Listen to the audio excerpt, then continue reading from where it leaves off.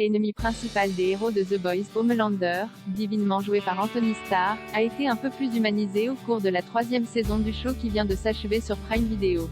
Assez pour qu'il mérite une rédemption? Pas sûr. Attention, cet article contient des spoilers sur la saison 3 de The Boys.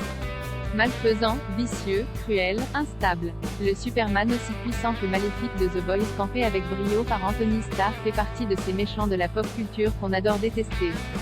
Au cours de la 3e saison du show qui vient de se terminer sur la plateforme d'Amazon, le personnage montre en outre quelques failles, prouvant qu'il reste humain malgré tout. Dans l'épisode final notamment, Homelander retrouve son fils Ryan, Cameron Crovetti, avec qui il a toujours souhaité avoir une relation mais qu'il avait un peu mis de côté jusqu'à ce qu'il découvre que le super introduit cette saison, Soldier Boy, est son père biologique.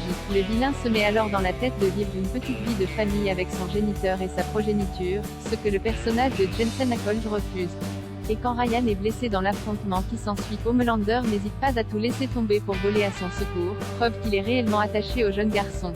Cependant, s'en prendre à un super qui a fait mal à son fils est une chose, mais tuer de sang-froid un manifestant qui en a fait de même en est une autre. Et c'est pourtant ce qui se passe à la toute fin de l'épisode, prouvant que le personnage reste un terrible être humain. Ce que montre aussi le fait qu'il assassine Black Noir, Nathan Mitchell, après s'être senti trahi par celui qu'il considérait comme son meilleur ami. Une cause perdue, un tel monstre peut-il néanmoins se racheter? C'est possible, mais The Boys tomberait alors dans le cliché du vilain à qui toutes les fautes sont pardonnées par d'autres actions plus généreuses. C'est d'ailleurs vers quoi semble déjà tendre la série pour le personnage de Hatrin, Jesse T. Usher. Il serait donc dommage d'offrir à tous les antagonistes des arcs de réhabilitation.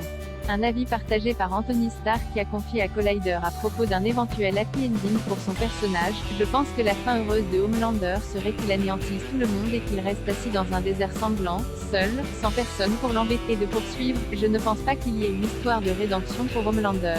Je ne voudrais pas vraiment voir ça, pour être honnête. Je ne pense pas non plus qu'il y ait une quelconque intention de le faire. En revanche, le comédien ne sait pas comment l'histoire du méchant se terminera. Chaque fois que j'essaie de prévoir ce qui pourrait se passer dans le futur, je me trompe, alors j'aille arrêter de spéculer. Je me dis juste, vous savez quoi? Je vais laisser ça aux auteurs et m'épargner l'embarras d'avoir tort, encore et encore et encore. A-t-il conclu notre interview avec l'acteur et ses partenaires de jeu, le pire et le meilleur du Protecteur, de l'Homme-Poisson et des autres super-héros de The Boys.